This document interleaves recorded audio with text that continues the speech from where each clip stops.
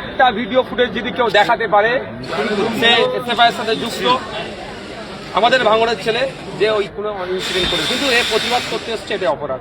দ্বিতীয়ত সালমান নামে যে ছেলেটিকে দেখানো হচ্ছে, দায়িত্ব নিয়ে বলছি এই তিনটে জিনিস আমাকে একটা দেন। কোনো সাংবাদিক বলুক যে তাকে নিগ্রহ ওই ছেলে করেছে, বা কোনো জায়গায় সাংবাদিক নিগ্রহ হচ্ছিল ও দাঁড়িয়ে থেকে মজা নিয়েছে, বা তৃতীয় নম্বর কোনো উস্কানিমূলক বক্তব্য। দায়িত্ব নিয়ে বলছি দেখাতে পারবে না। তারপরেও বলছি যারা সাংবাদিক নিগ্রহের সাথে যুক্ত খুঁজে বার করা হোক, দৃষ্টান্তমূলক শাস্তি দেওয়া হোক, এতে কোনো কনসিডার নয়। কিন্তু সাংবাদিক নিগ্রহের নামে সাধারণ মানুষকে যদি যারা প্রোটেস্টার এসেছেন তাদের কন্ট্রোল করা হয়, এটাও তো মেনে নেওয়া যায় না। ওর বিরুদ্ধে আমরা ছাত্র আন্দোলনের নামে তো পাথর ছোড়া হলো, বোতল ছোড়া হলো, সাংঘাতিক পরিমাণে একটা উত্তপ্ত পরিস্থিতি তৈরি করা হলো, সেটা নিয়ে কি বলবেন?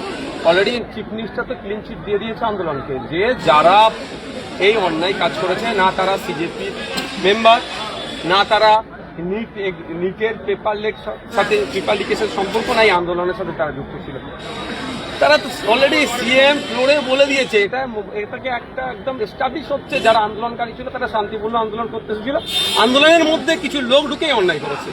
তা আমি বলছি না, আমাদের ওয়েস্ট বেঙ্গলের সিএম বলছে। এই যে আফরোজ, যার বিরুদ্ধে এত অভিযোগ, সে তৃণমূল কংগ্রেসের অত্যন্ত ঘনিষ্ঠ, সে ঢুকে গেল ছাত্র আন্দোলনের মধ্যে, সে কি আদতে নিট পরীক্ষার্থী না? তো দেখুন, সবাই যে নিট পরীক্ষার্থী হতে হবে আন্দোলনে আসতে হবে, এটা তো ব্যাপার না। এটা শুধু একটা ছাত্রদের ইস্যু নয়, একটা দেশের ইস্যু হয়ে গার্জেন চাই, গার্জেনরা বাঁচবে, শুভাকাঙ্ক্ষীরা বাঁচবে, এটা স্বাভাবিক ব্যাপার। প্রশ্ন হচ্ছে যে কোনো সিঙ্গুরে যখন রাজনাথ সিং এসে মমতা ব্যানার্জিকে আন্দোলনের সহযোগিতা করছিল সিঙ্গুর থেকে শিল্প তাড়ানোর জন্য, তখন সবাই কিন্তু অনেক কৃষক ছিল, আমার আপনার মতো অনেক সাধারণ মানুষও ছিল।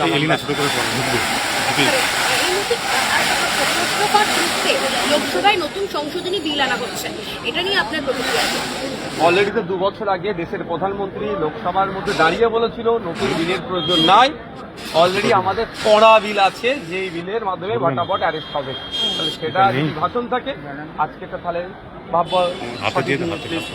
অভিষেক বন্দ্যোপাধ্যায়ের বিদেশ যাওয়ার ডাক্তারি যে নথি, তা নিয়ে বিতর্ক উঠেছে। আদালতে জমা করা নথিতে ডাক্তারের নাম থাকলেও নেই ডাক্তারের রেজিস্ট্রেশন নম্বর, ঠিকানা। দেখুন, সেটা আমেরিকাতে রেজিস্ট্রেশন নাম্বার বাধ্যতামূলক কিনা সেটা তো বলতে পারছি না। যখন এর আগে গিয়েছিল খুব চর্চা হচ্ছে, আমি বলেছিলাম অভিষেক বাবুকে যে ওখানে যে ধরনের ইকুইপমেন্ট বা যে ধরনের মেশিনারি ইউজ করে যে ট্রিটমেন্ট দেওয়া হয় চোখের, ওটা অ্যাডাপ্ট করে নিয়ে এসে বাংলায় আপনার পিসিকে বলবেন বাংলায় ওটাকে ইমপ্লিমেন্ট করতে। যদি একটা অভিষেক বাবু, আমার হয়তো এই গরিবের কথা তো পরে হলে বাসি হলে তখন সত্য হয়, কিন্তু আমার কথা তখন শুনতো অভিষেক বাবুকে আমি কোথাও যেতে হতো না, ওই আমেরিকায় যে ট্রিটমেন্টটা শুনতো এখানে বন্দোবস্ত করা দরকার।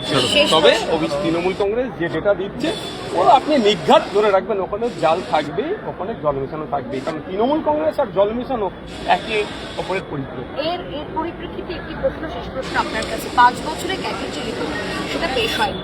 মমতা বন্দ্যোপাধ্যায়ের আমলে যা সমস্ত দুর্নীতি হয়েছে তার কি এবার সামনে আসবে? কারণ আজকে নবান্ন সভাঘরে ইতিমধ্যেই সমস্ত কিছু নিয়ে বৈঠক হয়েছে। অবশ্যই আনা দরকার। আমি ক্যাগের রিপোর্ট একটা বলছি, পুলিশের যে আদালত চত্বর পুলিশ তো 71% অত্যাধুনিক ওয়েপেন শর্টেজ আমাদের ওয়েস্ট বেঙ্গল পুলিশের কাছে, ক্যাগের রিপোর্ট বলছে। কিন্তু দুর্ভাগ্য মমতা ব্যানার্জি বিগত 15 বছর সরকার মানুষকে জবাবদিহিতার জায়গায় রাখেনি, প্রশ্ন করলে ধরে জেলে পড়তো। আর এখন যে নতুন সরকার, সেই মমতা ব্যানার্জির যে পথে চলছে সেই পথটাকে আরো সুদৃঢ় করছে।